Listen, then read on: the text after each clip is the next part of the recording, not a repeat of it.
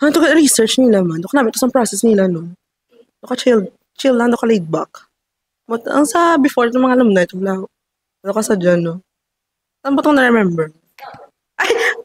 Nagalay ka mo! Oh my gosh. Hi mga Katuki Besties! I'm Arian! Update niyo kami wherever you are, near or far. I'm Pauline. And welcome to Sudyositas on Air Pagtukib Season! A special season where we uncover various thesis journey in the various corners of College of Communication. It's about the impact that communication research makes. And we're here to discover how. This program is brought to you by Sudyositas On Air Society, an academic organization of West Visayas State University in the College of Communication. You can catch us on West TV Channel 28 via Cable Star and on our official Facebook page and YouTube channel, WIVSU Sudyositas Honor Society. Well, for this season, very new gidya, no? And very special gidya indeed. Kiti, it's out of the ordinary or like typical studio type na setups on Sudyositas On Air, yeah? Definitely, Arian. This season, we'll be diving into not just the world of research, but the journey of the students and professionals throughout. We will dive deep into the heart of creativity and discovery. For this pilot episode, we'll be joined by our thesis course facilitator, COC research coordinator, and our one and only mom, the advisor of Sudyositas Honor Society, who will lay the groundwork for this production thesis, or not just the Pagtukib production, but also here to introduce what this is all about. But also, she is here to share her expertise on the role of unique ways to produce theses, like podcasting in academic and professional spaces, and how it can inform, connect, and empower. Updin ninyo kami sa pagtukib sang kaalam nga natipon sa tunga sang pagpangusisa kag pagpaninguha. Kaupod si Dr. Sheila May Quero.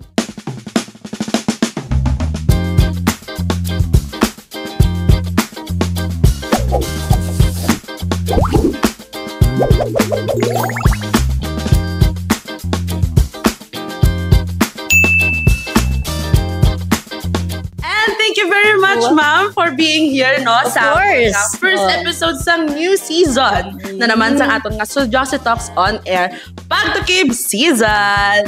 And we're really honored to have you here, ma'am, no, to start our journey with you. I mean, halin nga daan sang pag-conceptualize, sa drafting, sa defense, until subong nga production, you're there to really guide part, no? And help us, ma'am, sa amon nga production. Ano ko manatakaan? Wala man, ma'am. Research. Salamat. Until now, research gapon natin istoryahan. Okay, sige. Thank you also for inviting me. No, this is your pilot episode, and this is so special. I feel so special because I'm your guest, na? Okay. Sige, go! Speaking of research, ma'am, tanan kita, so, di ba? nang pamangkot ni Pa. Oo, dapat straight to the point kita, di ba? Paligoy-ligoy. Okay. Also, mag-start lang sa stage, tanan-tanan kita, may different research experiences. So, could you share your journey as a researcher and what inspired you to guide students in their thesis process? I could not really say that I'm really a seasoned researcher until now. I mean, I am still learning, no, sa research, because research is a learning process, no.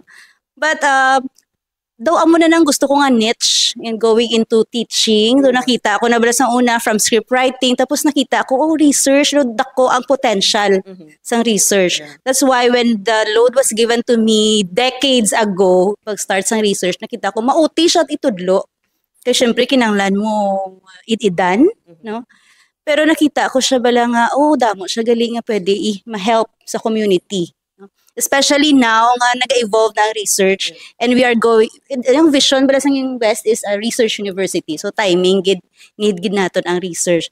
So muna doon na-inspire ako, kag makita ko balang mga bata, ang mga estudyante, nga at first, do medyo nakulbaan sila when you say research, diba? Thesis, research, do ano man, scary. Diba?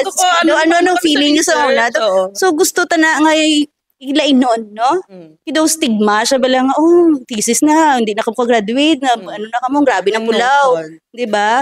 But I want you also to enjoy the process. So, hopefully, because of this podcast that you have, no?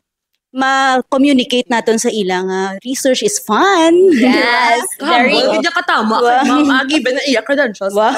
Ano ba? COC, thesis facilitator, Mga taga COC, Direo. research coordinator, pagid siya ya. So like, nabigid siya ya to sa Magamba ka ba? Hindi man na magamba ka research coordinator doesn't mean nga seasoned researcher. Ang ginanamin sa research coordinator is that ga-coordinate sang kung ano mga activities sang university sa research kag gina-inform ko ang mga faculty, no? Kay tanan kami nga faculty dapat involved gid now sa research. So amo na medyo makapoy kung teacher ka sa academe, especially sa university, kay you do not only function as a teacher, dapat may research ka plus also extension. Lain-lain. Oo, Ang damo obras ka ng teacher. functions, no? So, sige lang for the benefit of the community, di Butang ba? ka na sa muna nga road. Oo. Ang entrustment, Yes, oo. oo. Sa ang So- eskwelahan, si mo ibutang dara bala sa road. Oo, di ba ka, sa aga, teacher ka, pagpuli mo nanay researcher ka, ka na, grabe. tapos researcher ka, Oo, tapos nagkanto ka pa sa forum, kagina, tapos subong guest ka na naman. May mga seminar pa na. Yung mga who works 2 jobs, a lot of jobs. Yes.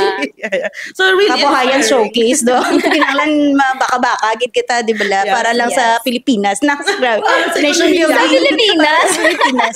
Because research can improve really the community. It can develop a nation. Kasi So, syempre start ng curiosity. na, to dira. evolve, Yes, develop of sa course. mga... May natunan, magaling ka mo sa research class na. Sige, go. Sure, sa imo, na gitna, hindi sige. pwedeng hindi.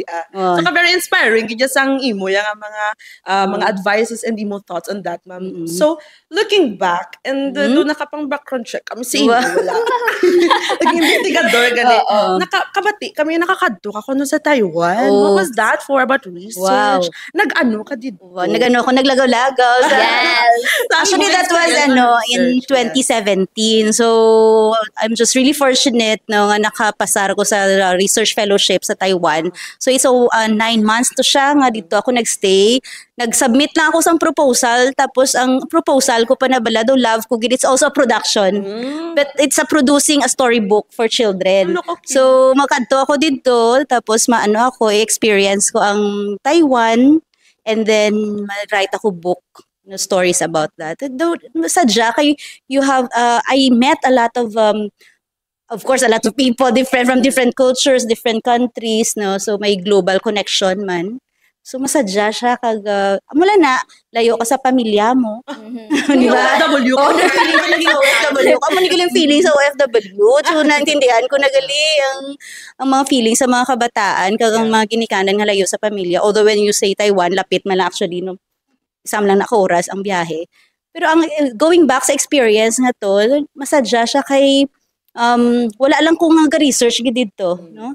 So actually it's my time to do nag-rest gid ako after it's because the university is so busy. So that time gid do nagaanid ko time nga mag-relax, no? Wow. Kaya ang Taiwan abi ka namin man siya nga country. No? It's a clean. Oo. What's one of the Oo. cleanest country man Oo. nga sa Asia bala. Tapos namin itong transportation, tawhay lang yung magkadto sa library, mama na. high tech na gid Yeah, so tapos ang dira ko stay sa university, may ara sila nga daw dorm. So muna as while I'm writing my research, so gina-enjoy ko man ang mga benefits. Of course, may bayad siya abi that time, do may may allowance pagid. So do ka namin lang amo ni gali kung sa research damo ka gali opportunities. That's why nga ba kung di ka maghadlok sa research kay who knows no later on kamo man maging research fellow, no. Especially, ma'am, if you love what you do, hindi ka Oo. gitabatsyag sang kapoy. Yeah. Yes. Enjoy mo. Yes, kapin pa, Enjoy sa lahat. nag-enjoy ka na, nakapataywan ka Yes, na, bongga, may diba? sildo ka pa. Oo, Kanya kanya- yung situation. Napakadto ko man tong family ko kay pagpuli ko before I went home ti December mo ko ti time man ni mga bakasyon kita Susana. Very OFW. OFW so ako na. So given sa muni mo nga journey, ma'am, anong perspective mo and like how did it influence your work or like what you're doing right now? Like especially linking sa research mo nga. Ang experience ko sa Taiwan. Yes. Although Hindi, it's di ba well, research, yeah, ano, the parang conference yun eh. it was 2017. Although it was really an eye-opening experience sa akon. Kaysa muna ya do okay research do mo lang na do wala man ni para sa akon it's a burden. Kita mo, ang bulgin sa iyo. It's a burden. Paano ka kalma? Pero when I finished that research fellowship, hamba ko ay do ka namin manggali magkadto sa ibang country to research libre, mao man na bala. And subong kung magkadto kami sa mga country opportunities to present bala in the conferences, may budget man ang university for us, no? So, bakuti, do ka namin man, sige, ma-research, kita nga ma-research eh. Pero, research, you could not do that overnight man mo. So, kinanglan, matutom ka man eh. Time taking. Oo, mo lang you know how to multitask, gid. For the betterment, ang research. Oo, dapat may social value ang research. Di ba, ginamba ko na sa inyo nga dapat may need. Hindi ka sagi research sa mga bagay nga wala man hindi man na siya significant. So, like in your case right now, di ba? This is your research. So, we need this. We need to communicate the results of research, and we also need to tell the people that research is fun. No? There are so many potentials, no? There's so many advantages, no, sa research. A lot more about research. Yeah, because of research, di ba, naka-open a lot of opportunities. Yes, sa imo. Hindi lang maka-learn ka, but it will open a very... collaboration with other researchers man, mga linkages mo. So, speaking of connecting and collaboration, na-connect na yun. very wonderful exposure, gid ma'am. Ang international research, di amak mo, ano ka lang daw, university researcher. Oo, tapos gulping nga, tapos gulping nga, na-expose ka sa international nga research forum or something. So, grabe, ang impact sa research sa imo, syempre, sa community man. So, kaya baga nila ang learning hindi lang nag-stop sa four corners sa classroom. Especially now, no? Kinanglan niya, may explore ka gid ya. Kag ang learning subong sa mga kabataan, mga first-hand experience. Gulang ka na. Mas ma-remember mo ang mga experiences. Kung ikaw mismo kaya i-expose mo ko sa real world because the best teacher gani ko no is experience. And you never stop learning. Yes, diba? May mga balon siya. So, from your experiences and your learnings, how have you seen research evolve beyond just being an academic requirement? Okay, so as I've mentioned kagina, no, nga research should have a social value. So, nakita ko gid man nga years before, daw nagiging ang research do compliance na lang bala sa degree. Doon mo na, actually, some time namon, doon mo lang, sige na lang, research na lang ta para makagraduate. Doon mo na lang na... Every level, every year man siguro. Pero, though, it's nice man to know nga may actually ga-enjoy sila. Pero kung namo lang ng mindset mo nga, okay, para lang for graduation, kanugon siya, kaya nga, kanugon ng effort na ginubra mo. Grabe, imagine ang pulaw-pulaw nyo, di ba? Ang gin-spend ninyo nga money sa research nga na. That's why nga kung research bong especially sa broadcasting gambal gina kita dapat ang inyong research, ang results ng research hindi na mayabukan ang inyong hardbound thesis, hindi maanayan kag hindi dira lang wala may kasapak, but kinanglan magamit siya. May need mo na yan ba? Ako dapat may need ang community. So amo na ang nakita ko nga nag-evolve. So speaking of grades before nga gin-mention mo, it's not just about the grades and numbers, but it's also making an impact. An impact. So with that being said, okay. Nakabati na naman ko sa Piyak Balay. Wala, may research ka ko no, ma'am. Nga. Podcast. Yes. It's called, I Heard Researchcaster man. Okay, yes. So can you tell us more about this? Yes. Ano ang imo inspiration? Anong nag-joke sa imo? Pag anong imo nga mga insights on that? Okay, so ang Researchcaster, kumbaga baby, ko na ako na dissertation, no? So sa una nagapanumdum ko, anong gusto ko nga i-research man, dugay, pero gusto ko gidya balad, i-connect ang broadcasting, ang teaching kag research. So, mas nami ang podcast, kaya nga barato siya i-produce. Actually, free na siya i-produce, no? Kaya nag-Spotify lang ko to sa Researchcaster. And I'm also fortunate kay bagong abot gid ang equipment naton sa sa TV Lab. Grabe gid may Mac to, tapos may garage ba mo naging gamit kung mga nag-recording. So ang mga students graduate na sila subong, sila to man ang nag-help, gin group ko sila, tapos naubra kami episodes for that Researchcaster. So kung gusto nila mabatian tong Researchcaster, you can subscribe. You can follow. Guys, on Spotify. Ano natin siguro, ipakita nyo di ang click the link, scan the QR code. Somewhere there, guys, somewhere on the center na ibuka na siya Researchcaster. Researchcaster. So, ang ang content niya to is not like this one. Kaya niya very casual. Dito To clarify, it's an about audio lang. audio, pero Audio lang about siya. research man yapon. Pero ang gin-discuss to nila mga concepts of research, like mga different methods sa research, but in a casual way, the conversation man. But yours naman, no, damba ko gani ko happy gid ko because kay dito podcast nag-evolve. Kamo na-utilize man siya, nagka-video na, and this time, ang ginastoryahan na the experiences of of making the research. Kumbaga ang ng aftermath. Siya ang utilization of that research. Kumbaga baby, sang research ko. Apo ko na ni. Ako ko na na. Grandmama. Apo ko na ni. Yes. So, thank you sa imong research, ma'am. Kay na-inspire mo ka. Yes, may gintugang kami sa amon nga RL. Kami na-inspire, wala kami disudod.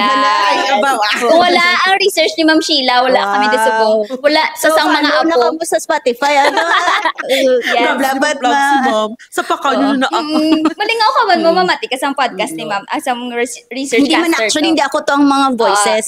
Ang iyan to ng students. Ang akon dito, may duwa lang tong episodes ang akon niya. And then the rest of the episodes. The rest of the episodes iya ang students. Ang standard intro ti akon to yatingog muna. Para lang kuno abi may araman nga touch of my. Kung medyo curious ka. Kung wala ka mo bro, mati-mati lang ka mo about research. Mo nyo lang ang background music. Music. Kung kapaligo ka mo, kapaninlo ka mo, nagkakaon ka mo, syempre, sige kaon nyo, sige. Oo, sige mati. Kung may nabalaan ka gali, kakaon ka man ng kapaninlo, kami nabalaan ka na about research. Advance na. Correct. Mo ni gali mag-case study, mo ni gali kung survey, mo ni gali dito na to sa mga makibot ka, may nabalaan ka na. So, amo na nga, na-inspire ako na to create the podcast. Kaya when we say podcast, diba, for entertainment, diba, music and all. But why not maximize the use of it, no? So, gingamit for education. So, pwede siya gali. Pwede siya gali for this kind of talk, this kind of discussion. Again, free siya, balan. So, kung sino man galantaw right now, ang mga teachers, you can also explore. And that, your baby, your baby, ang imong thesis, ma'am, shows how media and education can merge to make research more accessible. Kaya ang bata gani, mamatian ta siya, mabalik-balikan ta siya anytime, anywhere. So, building on that, may mga... How do you see podcasting becoming more than entertainment? Perhaps a serious space for learning, connecting, and empowering both students and researchers. So, na-mention ko kagina gani nga ang podcast before when we say podcast, diba, entertainment. But right now, kay natestingan ko nagitman sa akon nga research and I have proven nga it can also be used for education. So, amo na gani maximize these platforms. Not only podcasting, vodcast. Ang subong aside from the audio, pwede niyo na explore ano man lang need ninyo nga equipment. Just have simple camera, pwede gani mobile, di ba? Cellphone lang, ma'am. Tapos kung may ara kaya nga Facebook page, you can upload ng mga materials like that, or YouTube, these are free, no? Subo nga daan, emerge na. Mga TikTok, di ba? Mga short form na bala. So now, emerging. So might as well utilize and Utilize. One click away na subong ang kalibutan, so, guys. maskin start from podcast, kung medyo nahuya ka magpakita sa iyong mga tsura. Audio ka lang. Okay. Muna, tapos maximize the platform. No? So, be resourceful lang gitya and then maximize syempre sa iyong mga resources. Oo. Kaya damo, kumbaga, pwede tagid siya may gamit sa in teaching. So, grabe, doon ka nice gid sa nga muna yung idea. Diba la? Feel mo gid yung passionate. Very, very experienced. Give gid siya sa research. Very supportive. Gina-enjoy agad yung mag-research siya. Yes. Speaking of support, now kaya ang amon concept of Pagtukib is video podcast. So this is in link everyone, for everyone's information, in Studiositas Honor Society. So as the beautiful mom and advisor sang aton organization, what made you support to this dedicated research kag nga di ba ba ko dream ko gid na nga may something gid nga project ang Studiositas nga mapuslan. So amo na ni. Diba nag-start kita sang simple lang sa Josie Talks, we talk about academics, experiences. So why not talk about research? I think that amo na inyo concept, di ba? Kag daw pagamban nyo na sa ako, like, go! Namihan kita ko sinasang amo na nga topic. Feel mo ganyan supportive mom, gid siya guys. So, ang bako gani, actually, ginapanumdum kung bako matapos ng episodes ninyo. Ang bako gusto ko pag-idsugpunan. Siguro ipapropose na naman sa next nga batch, no? Ang next episodes. At least may reference na sila, ma'am. Yes, because kadamo sang stories nga pwede ta ma-share in a podcast, no? Maskin research siya, dumamba ka, is very academic. Pero if we... Pwede mo siya ma-turn into reality. Yes. Mas kaamo lang ni lang nga casual conversation. Hindi siya mabugat, pamatian. Abi mo, kay mga baka gani research o academic, do puro, abita puro lang statistics and all that. But it's not.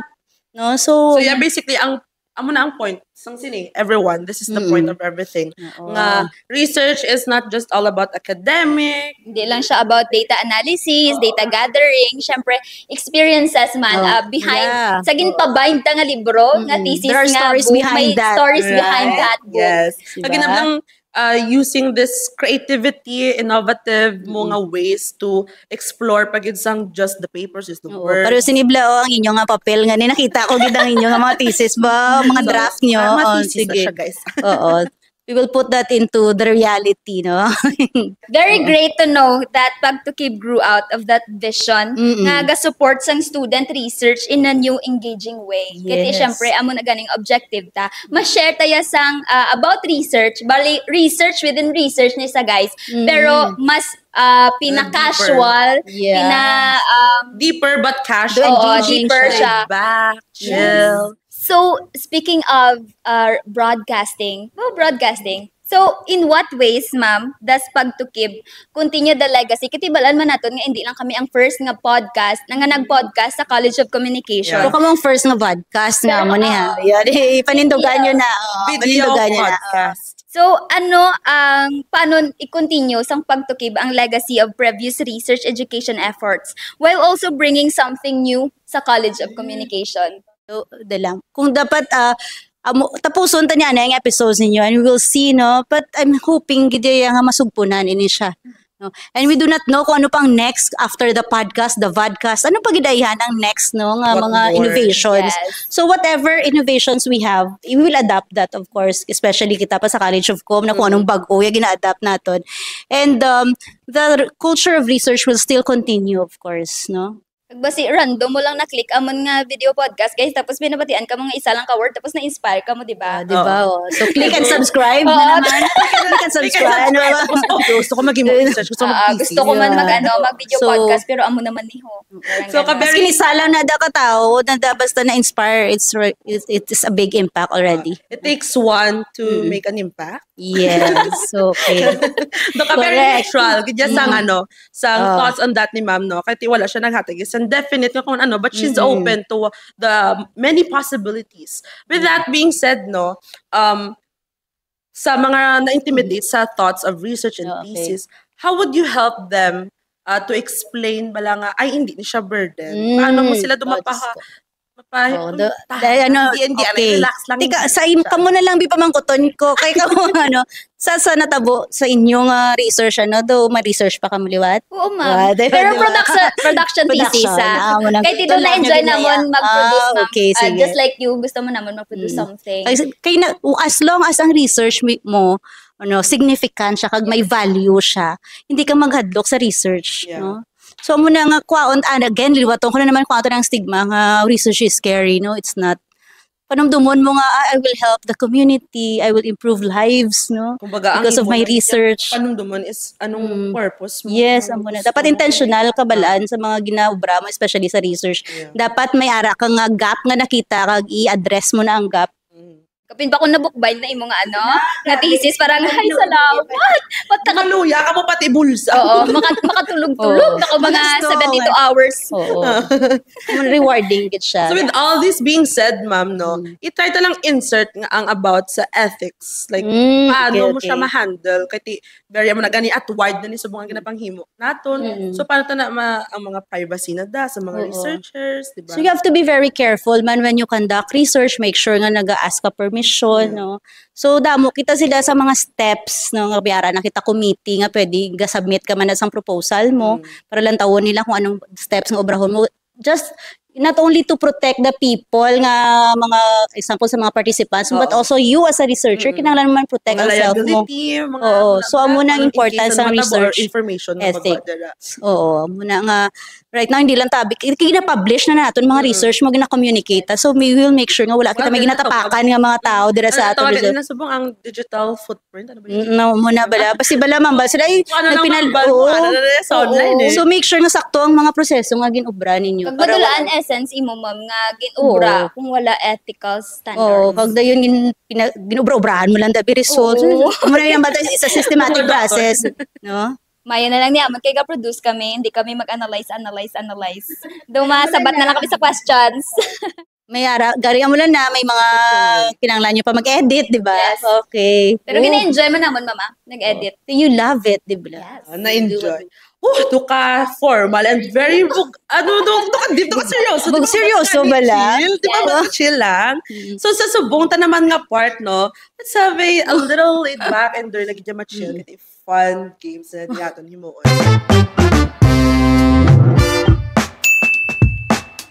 We'll mention few things related to research. And you'll tell us whether on mic, meaning you love it, and i-choose mo sa any day. Kung off mic naman, na-respeto mo siya, ang isa ka bagay, pero parang hindi mo siya type kid. Okay. Doon wala naman explanation, di ba? Mayroon, ma'am. Ma-explain Every response must be accompanied with a short lang na explanation justifying your choice. Sige, let's do it. Yes, okay. First question. 2 a.m. thesis writing. Amo na. Yes. On mic or off mic? Off mic ako because health is wealth. So, magpulaw kayo. Hindi matulog. Tapos wala ka function. Ang ako na personally, ang uto ko kung gapulaw ko. Di may araw man, iba niya ma'am nga live starts at 11 p.m. daan. Ito. Yes. Pero kung nagatigo lang, hindi na pwede. Kinanglan, may 8 hours of sleep ka. Okay. Script writing under deadline pressure. Ate off mic ko. Hindi, basta deadlines ka gano'n. Wala ako baga, kamuya mahilig ka mo sa cramming for sure. No? Pero very prepared yung si ma'am niya. Hindi man nga, usually balaan, confident ka sa imo output kung on time ka ginaobra mo ya according to the timeline. So susunod nga question is, collaborating with passionate students, on mic or off mic? Of course, on mic, diba? Kami na, ma'am. Kanami gid man mag-work ko ang students mo cooperative, collaborative, no, willing, they are teachable, wala. So kanami mag-work with them. Proud? So proud ka man sa. Of course. Proud mom. Yeah. Next one, solo thesis writing. Siguro, solo thesis writing. On mic or off mic? At this age of on mic ako, no? Kaya feeling ko kay di ka lang. Ay, kaya ko na bala kung mag-solo. Oo, kasi isang dissertation na agad. Ang thesis writing, ha? Sa mga, through your experiences na mga daan. So, feel mo, di kaya. Pero, hindi man magbuhay ang research mo kung wala ka help from others. So, kung ang pamangkot mo nga, ako ang author lang sang research nga natin, okay lang na siya. Pero kung totally, gidya nga wala ikwi-upod, like for example, be to help me, no, mga nag-evaluate mo na, off mic na siya yan. Ano daan, ma'am? 2 brains, 2 heads are better than 1. A lot of heads are better. Yeah. Pero kaysa may advantage man ang solo, because ma-manage mong time nyo. Oo. Kung anong gusto mo, iya. So, for next one is, Jericho Rosales. On mic or off mic, kada ma'am? Pwede nyo na kuha si Jericho. Di, kita syempre nag-business siya sa... No, naman because we did research. Wow. Nang tukib kami. Natukiban namon nga si Ma'am Gali. Sino ko niya girlfriend? Charot. Wala. Jericho. Jericho. Janine, ang pangampang lang. Si Jericho. So, on mic. Napapikit si Mon mic. On mic. Diba? Higan ko sa husband ko nila. Wala po. This is strictly professional. The views and opinions does not... Basta ikat ni Manigoro. Ikat na lang ni Goro nga part. Okay. Last. Pagtukib. On mic or off? Of course, on mic. Yeah! Diba? Proud na proud. Siyempre, apo yan na ni mo. Hari ka na, di. Oo. What a nice way and great way to start our journey sang pagtukib, no? The professional view, professional lens, no? From our very own Dr. Kero. Thanks for sharing your wisdom. My pleasure. Reminding us that research is not just a requirement, but of course, it's about making a difference to everyone. Wow. And we hope, ma'am, nga today's episode may na-learn man ikaw and of course our viewers may na-learn man kamo sa aton nga pilot episode today. We look forward to continuing this journey of celebrating academic excellence, career growth, and aiming to spark new ideas and conversations. Yeah, so we hope for today's pilot episode namon nga naka-learn gid kamo not just within the Websu community but of course kay syempre i-spread din namon Worldwide. worldwide. Who knows kung sino man ano kay tipagawa na namon niya, di ba? Social media. We look forward to continuing this journey of celebrating academic excellence and career growth to aiming spark new ideas and conversations. Kag from our conversations, guys, please be reminded na ang research gani hindi intimidating. And to our Tuki Besties, thank you for joining us in our first exploration. Keep tuning in because as we move forward, we'll continue to uncover more journeys, more insights, and more voices from the College of Communication. And of course, don't forget to watch us on West TV, DYWV West TV via Cable Star Channel 28, and on our social media, of course, Facebook page and YouTube channel Websu Sojositas Honor Society. Because every research leads through unseen path. And here, we find where they begin. Until next time, this is Sojositas on Air. Pagtukin Season!